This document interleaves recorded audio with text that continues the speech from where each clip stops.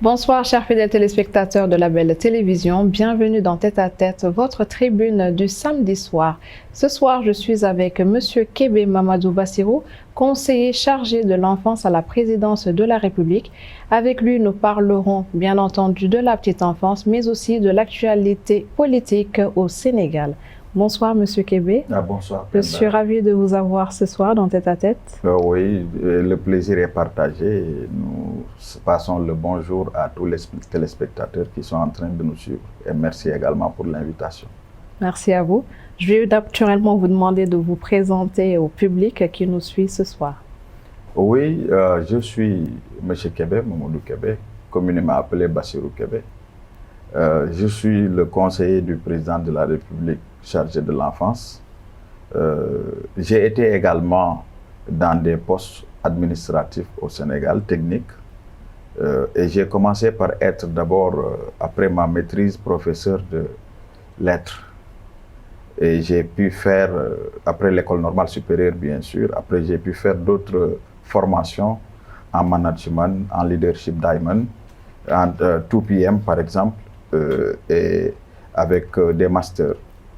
Le master qui me plaît le plus, c'est le master en civilisation africaine parce que ça me permet d'avoir beaucoup de possibilités de lecture sur l'enfance, dont j'ai été un peu le représentant parce que j'ai été d'abord coordonnateur national du projet de lutte contre les pires formes de travail des enfants et je pense que vous avez pu passer votre stage là-bas quelque temps.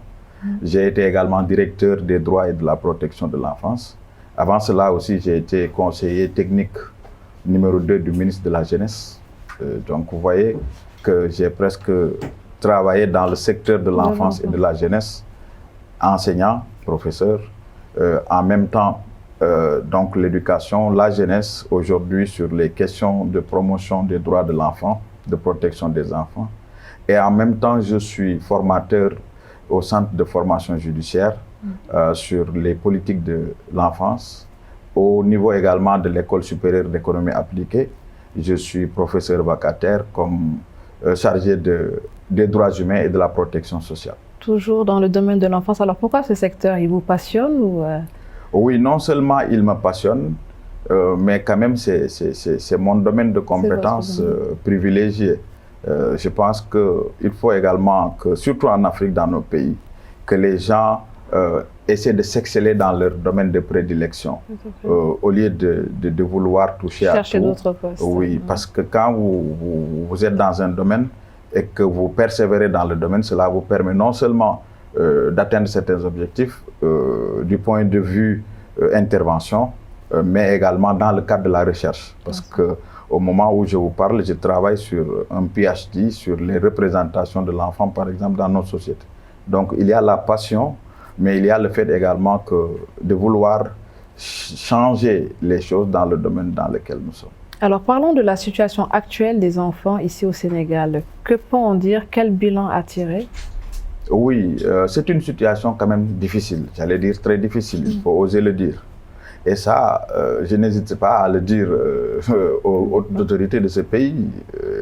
Pourquoi? Parce que c'est vrai, il y a beaucoup de progrès qui sont en train d'être faits, mais c'est dans la lenteur, malheureusement. Et dû à certaines pesanteurs, à certains obstacles.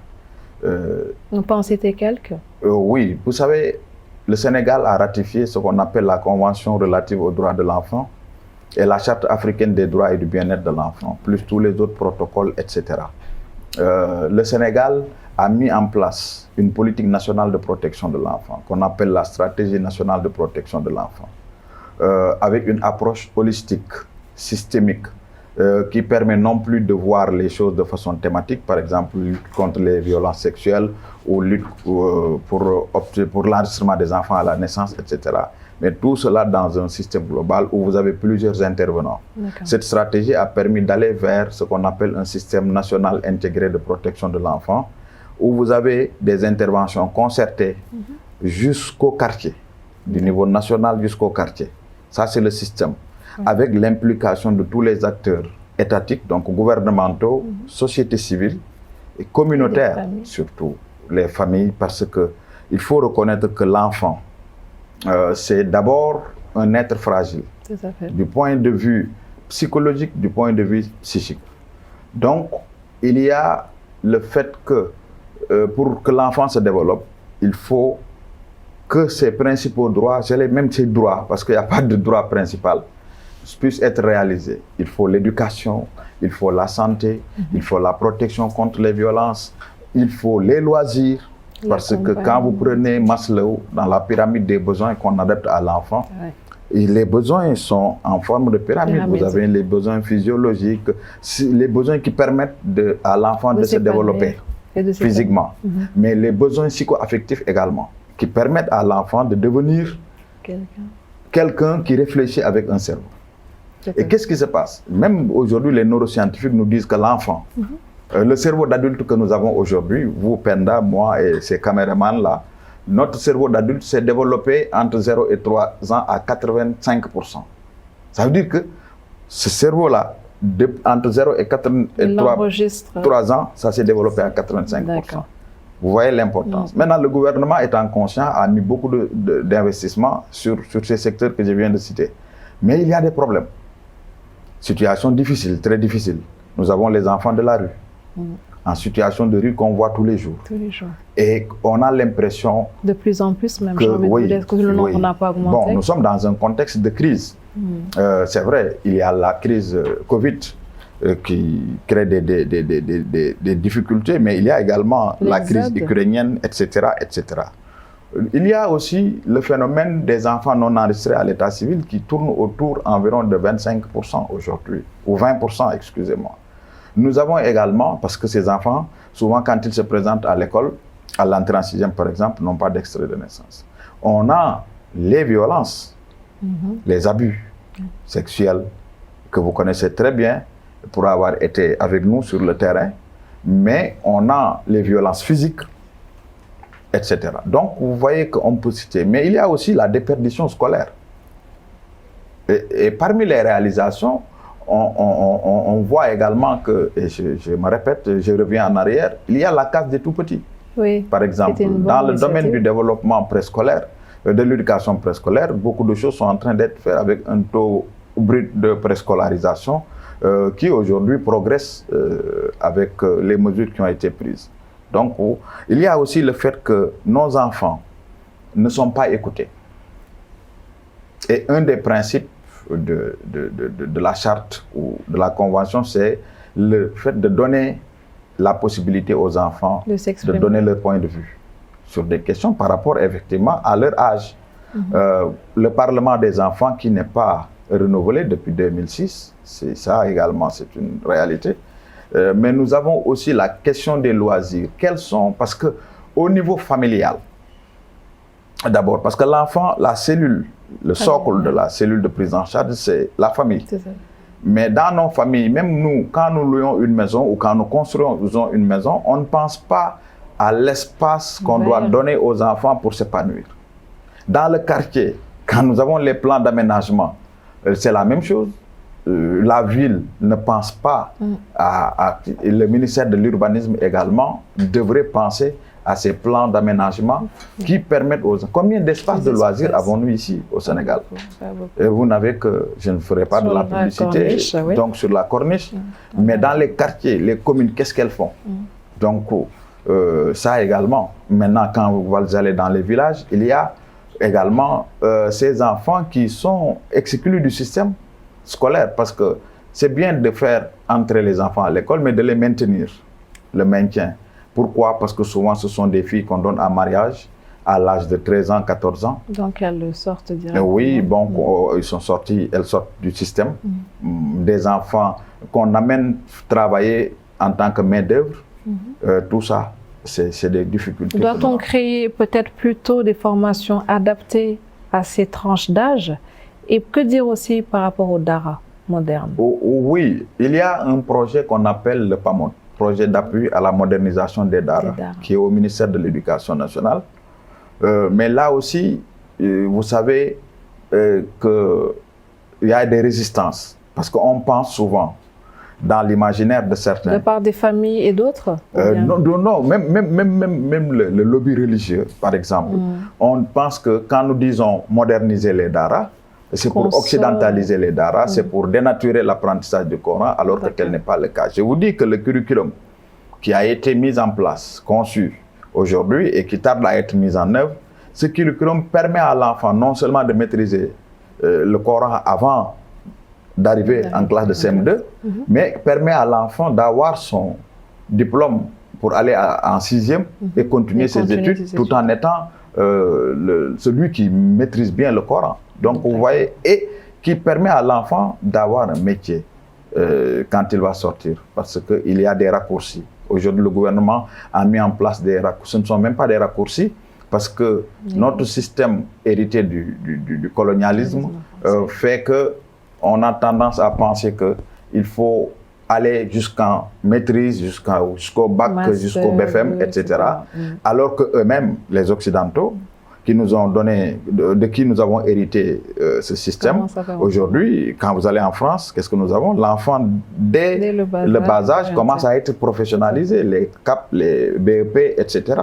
Mais je pense qu'aujourd'hui, le président de la République a compris, et au niveau du ministère de la formation professionnelle, déjà, les gens vont dans ce sens, et on oriente les enfants à partir du BFM, et on va aller peut-être vers la classe de 6e. Quand vous avez le CFE, on vous oriente tout de suite dans une classe professionnelle.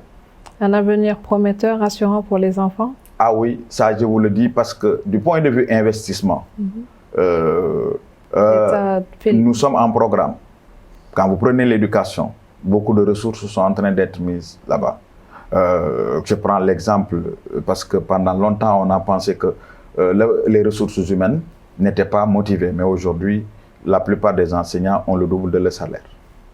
Ça, c'est déjà quelque chose qui motive davantage pour la qualité. Parce que quand les gens pensent que quand on met de l'argent dans les ressources humaines, ça n'a pas d'impact ou d'effet sur la cible, c'est faux.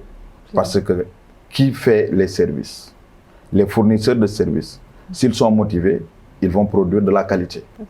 Et nous avons un paquet. Donc, côté éducation, ça va. Maintenant, là où ça peine à démarrer, à avancer plutôt, c'est au niveau de la protection contre les violences. Et je pense que là également, c'est des questions sociales. Il faut obligatoirement qu'il y ait de la sensibilisation, qu'il y ait de la conscientisation pour qu'on puisse permettre aux communautés de changer de mentalité. Les représentations que nous avons de l'enfant, c'est des représentations souvent négatives. Mais on pense que ça nous vient de nos cultures, alors que c'est faux. Ça nous vient aujourd'hui du capitalisme, je le dis, parce que la recherche du gain, du profit. Mais il y a aussi d'autres questions qui sont des menaces, parce que quand nous faisons l'analyse SWOT, c'est-à-dire que nous avons une société, une sénégalaise, imbue de certaines valeurs. Mais aujourd'hui, ce à quoi nous assistons, c'est qu'on est agressé du point de vue culturel. Qu'est-ce qui se passe? Nous avons beaucoup de films, que les enfants regardent, les réseaux sociaux, mais qui les orientent davantage vers les questions de liberté, etc. La position, par exemple, des LGBT par rapport à l'éducation de nos enfants. C'est des questions qui menacent l'avenir de nos enfants, culturellement parlant. Qu'est-ce qu'il faut faire? Les réseaux sociaux que vous avez évoqués, nos enfants ont accès à certaines informations sans que le parent ne soit au courant. Donc vous voyez un environnement de risque qui peut nous dénaturer. Et heureusement que les plus hautes autorités de ce pays ont donné des positions claires sur ces questions. Il n'est pas question aujourd'hui que nos valeurs positives soient travesties. Un environnement aussi tout politique, controversé. Est-ce que nous sommes en train d'assister à un duel choc président de la République Macky Sall et l'actuel opposant Ousmane Sonko? Et que dire aussi des élections législatives? Doivent-elles être reportées? Quelle est la position du gouvernement, du chef de l'État? Oui, déjà la position par rapport à ces élections du gouvernement, c'est que ces élections auront lieu le 31 juillet. Il n'y a pas de report? Non. La position de Benno Bokk Yakaar aussi famille politique à laquelle j'appartiens, dit qu'il n'y a pas de report. Une autre partie de l'opposition également, surtout, il y a une seule partie de l'opposition qui pense qu'il ne faut pas aller à ces élections dans ces situations. C'est pourquoi on appelle à de l'insurrection. C'est ça, des tentatives ont été déjouées parce que tout le monde a suivi ce qui se passe. Il y a de l'infiltration. On a arrêté même des combattants du MFDC qui étaient ici à Dakar. Et c'est des preuves à l'appui. On a arrêté des gens qui étaient armés pour aller faire exploser la centrale des Cap des Biches, et le directeur général de la Sénélec y est revenu longuement. Imaginez si cette centrale avait sauté, mais ce serait la catastrophe. Voilà des actes aujourd'hui que ceux qui sont désespérés de l'autre camp veulent poser. Et ce sont des actes qui sont en train d'être déjoués. Mais vous savez, au Sénégal, on a ce qu'on appelle des régulateurs sociaux qui nous permettent, oui, si aujourd'hui le Sénégal n'est pas traversé par certaines crises, c'est parce que nous avons une société bien bâtie sur un certain nombre de socles, des pieds solides, et c'est les familles religieuses. Mais toutes ces familles religieuses ont condamné tous les actes ou tentatives de violence qui sont posés, et je prends l'exemple du khalife général des Tidjanes avant-hier seulement, à Tivaouane. Tous ces gens, parce que les Sénégalais croient en leur guide religieux. Mais vous ne pouvez pas donner des mots d'ordre à l'encontre de ceux des guides religieux. Mais ce duel dont on parle, je ne pense pas qu'il y ait duel. Mais en vérité, on tente de créer un duel. Si dans l'autre camp de Yewwi, par exemple, qui se radicalise, mais qui comprend aujourd'hui, ils ont tenté une manifestation le 17, ça n'a pas marché. Maintenant, ils sont allés vers des concerts de casseroles et de klaxons. Tant mieux pour la démocratie sénégalaise. Parce que quand on veut créer des rapports de force physique, ça ne mène à rien du tout. Barthélémy cite que le Sénégal va se diriger vers 2 jours très, très, très sombres. Bon, l'avenir est devant nous. Ils l'ont toujours annoncé. Ils l'ont toujours dit. Et quel avenir sombre? Parce que tous les agrégats... Et ne serait-ce que par rapport aussi aux arrestations du camp du président, de ses opposants politiques. Oui, mais ça, c'est le gouvernement, c'est l'État. Pourquoi ça a été... L'État doit être fort. Mais s'il y a des tentatives de sabotage, s'il y a des tentatives, quand on vous dit que vous ne devez pas marcher, mais ne marchez pas. Mais la Constitution permet de marcher. La Constitution permet de marcher. Ce que les gens oublient, elle permet de marcher. Mais la Constitution aussi permet aux autorités étatiques de dire que je n'autorise pas cette marche parce qu'il y a des menaces de troubles à l'ordre public, parce que la situation n'est pas propice. Ce sont des informations que l'État a reçues avant le jour de marche. Parce que la preuve, combien de personnes ont été arrêtées? C'est-à-dire que c'est des preuves à l'appui, on n'a rien inventé. C'est-à-dire que vous pouvez aller au niveau du camp pénal, vous allez voir que ce sont des gens qu'on a arrêtés. Mais la police vous dira, la gendarmerie, mais avec des tentatives des cocktails Molotov, etc., etc. Mais je dois dire aussi que notre pays est un peu menacé de l'extérieur. Parce que le Sénégal devient la proie de beaucoup de puissances étrangères, parce que nous allons produire du pétrole. Vous avez été au Gabon, pays producteur de pétrole, le Congo en Afrique centrale, je ne citerai pas. Mais pourquoi on est allé même jusqu'à avoir des factions qui se battaient sur le terrain au Congo? Parce que tout simplement, chaque faction était sponsorisée par une firme, par une puissance pour contrôler le pétrole et le gaz. Mais aujourd'hui au Sénégal, pourquoi les gens sont furieux contre nous? Parce que le président a su anticiper en disant que non, moi je vais faire le développement du contenu local. C'est-à-dire que c'est à part les erreurs que les autres pays producteurs de pétrole ont commises, nous n'allons pas. Le pétrole ne va pas être la malédiction du Sénégal, mais la bénédiction de ce pays. Pourquoi? Et je dirais, pourquoi ceux qui sont ici aujourd'hui de Yewwi, pourquoi nous avons les soutiens de certains lobbies à l'étranger? Vous avez Olivier Faure, le premier secrétaire du Parti socialiste, en France, qui est parmi les plus grands soutiens des LGBT, mais qui condamne aujourd'hui le Sénégal. Vous avez d'autres réseaux des LGBT qui sont en train de condamner le Sénégal. Pourquoi? Pour soutenir Yewwi Askan Wi, parce que le Sénégal a dit à travers la voix de son président de la République que je ne légaliserai jamais l'homosexuel ici au Sénégal. Pays, tout à fait. Mais vous allez voir qu'on sera mal noté en matière de droits humains parce qu'on pense que les droits humains aujourd'hui, c'est faire la promotion des LGBT. Le Sénégal a dit à travers son président non. Récemment, au niveau de l'OMS, nous avons refusé. Oui. Donc vous voyez qu'aujourd'hui, l'avenir du Sénégal, il est radieux, mais il est menacé. Il est menacé. Il est menacé parce que notre position dérange. Que pensez-vous des prochaines manifestations? Les prochaines manifestations. On va aussi les interdire, on va les autoriser. Bon, c'est à l'autorité préfectorale de voir, selon les informations qu'il reçoit, si elle va autoriser ou pas. Donc, ils vont faire une demande. Ils disent demande d'information, oui, mais quand on reçoit quand on donne l'information, si on n'a pas l'autorisation de marcher, on ne marchera pas.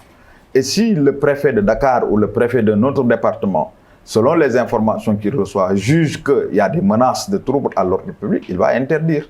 Mais se lever pour dire on marche par force, on va organiser par force, mais l'État est assez puissant pour dire, écoutez, respectez l'arrêté préfectoral ou les arrêtés préfectoraux qui seront pris. D'autres prisonniers politiques? Mais s'il y a des hors-la-loi, mais on les arrête. S'il y a des hors-la-loi, ils seront arrêtés. Vous les considérez comme des hors-la-loi? Oui, parce qu'un hors-la-loi, c'est celui qui dit que la loi vous dit non, de ne pas manifester. Vous dites que moi, je vais manifester. Vous devenez un hors-la-loi. Et que direz-vous justement aux jeunes qui suivent un certain mouvement? Je ne dirais pas... On peut parler d'un leader politique, certes, mais beaucoup aussi sur le terrain suivent la mouvance sans pour autant aspirer aux ambitions de Ousmane Sonko, du parti Yewwi Askan Wi. Ils sortent pour d'autres raisons. Comment peuvent-ils manifester autrement que par des marches ou par des manifestations? Oui, y a-t-il d'autres moyens de faire revenir leurs préoccupations auprès du gouvernement? Oui, je crois que les gens sont en train de faire des erreurs dans leur analyse. Vous savez, moi quand j'ai vu le concert de casserole qu'on a qualifié de grande réussite, tant mieux pour la démocratie, mais qui était là-bas? C'est des enfants. C'est des enfants. C'est des gens qui n'ont même pas de carte d'électeur. Parce qu'ils voyaient du folklore dans ça. Des gens avaient envie de danser, de klaxonner, de fanfaronner, etc. C'est-à-dire que les gens ne font pas cette lecture en vérité.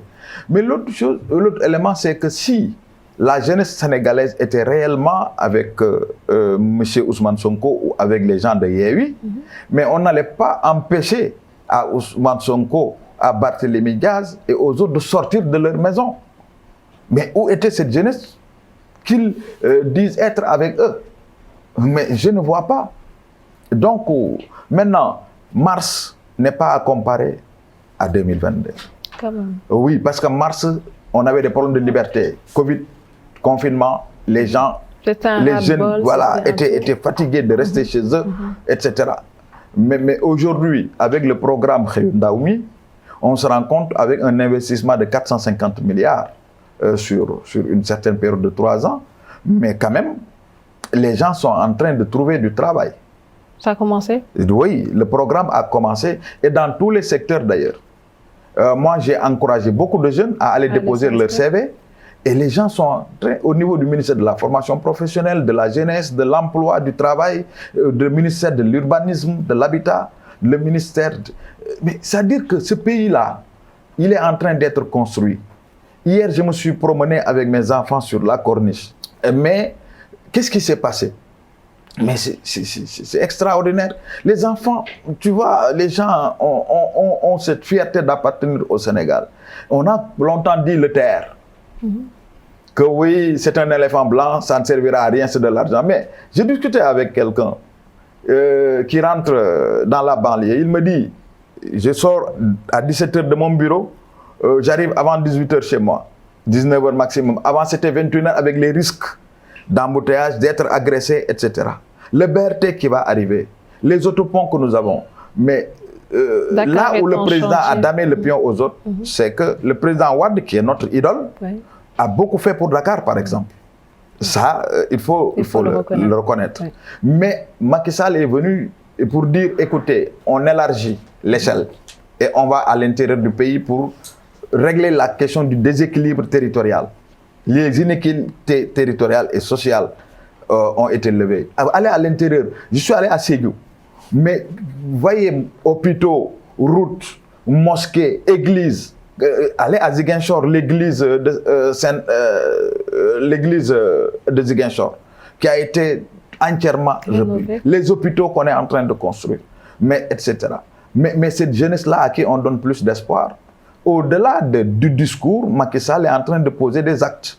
Mais au moment où les autres sont en train de discourir, de faire appel à des lobbies étrangers pour déstabiliser ce pays, l'armée qui est équipée, parce que nous sommes dans un contexte de terrorisme, de menaces, tous les pays de la sous-région. On équipe notre armée, on pense que c'est pour mater les Sénégalais, alors qu'on veut sécuriser nos frontières. J'avais même vu un journal ou un site dire, oui, l'armée en renfort pour le maintien de l'ordre. Oui. Non, l'armée n'est pas là. L'armée sécurise le territoire national. L'armée, c'est la défense nationale. Maintenant, le maintien de l'ordre, c'est la police, c'est la gendarmerie. Pensez-vous qu'il fera un troisième mandat ou on lui posera la question directement? Moi, je crois que, déjà, je dis tout de suite que on ne peut pas parler de troisième mandat parce qu'on dit 2 mandats consécutifs de 5 ans. Donc, ça veut dire qu'un mandat est là de 5 ans. L'autre mandat, s'il y en aura, bien sûr, ce sera un deuxième mandat. Mais pour le moment, le président n'a dit à personne que je ferai un autre mandat de 5 ans ou pas. Mais la loi le lui autorise. Maintenant, c'est à lui de voir s'il va y aller ou pas. Mais nous, notre position est claire. Puisque ce n'est pas hors la loi, s'il décide demain d'aller vers ce second mandat-là, nous allons le soutenir. Entièrement. Totalement. Monsieur Kébé, c'était un plaisir de vous recevoir. Malheureusement, le temps qui nous est imparti est terminé. Je vous laisse quand même le mot de la fin avant de nous quitter. Oui, merci beaucoup. Merci à Label TV. J'ai eu à visiter Label TV à Libreville. Et je pense que voilà des initiatives à encourager. Et je pense que là, je m'adresse directement au président de la République. Voilà quelqu'un, en l'occurrence le PDG de Label TV, mais qui est sénégalais, qui a été directeur général de la RTS, qui connaît le secteur de la communication, mais qui a investi personnellement avec ses propres ressources au Gabon, mais qui décide de venir, parce que moi je l'ai rencontré personnellement, pour en tout cas investir au Sénégal et permettre au Sénégal d'être mieux vu, mais permettre également, dans le cadre du programme Xëyu Ndaw mi, de recruter d'autres jeunes. Donc c'est des initiatives que nous devons encourager tous, et je pense que le président aura une oreille attentive à ça. Ça c'est un. Donc Label TV, nous vous encourageons. J'ai été ravi également de vous rencontrer parce que nous avons travaillé ensemble. Et aux Sénégalais, nous leur disons qu'il nous faut une cohésion nationale. On ne peut pas faire de développement sans paix. Et cette paix-là, c'est entre nos mains. Les étrangers ou les puissances étrangères cherchent à déstabiliser. Oui, regardez ce qui se passe au Gabon. C'est un exemple patent où on a laissé des forces obscures instrumentaliser l'opposition, mais pour déstabiliser le pays. Partout, c'est comme ça que ça se passe en Afrique. Il faut qu'on refuse. Très bien, merci Monsieur Kébé. Merci. Merci à tous ceux qui nous ont suivis. Je vous donne rendez-vous très vite pour un prochain tête-à-tête. Ne manquez pas de retrouver l'intégralité de l'émission sur toutes nos plateformes digitales et sur notre site www.labeltelevision.com. À très vite.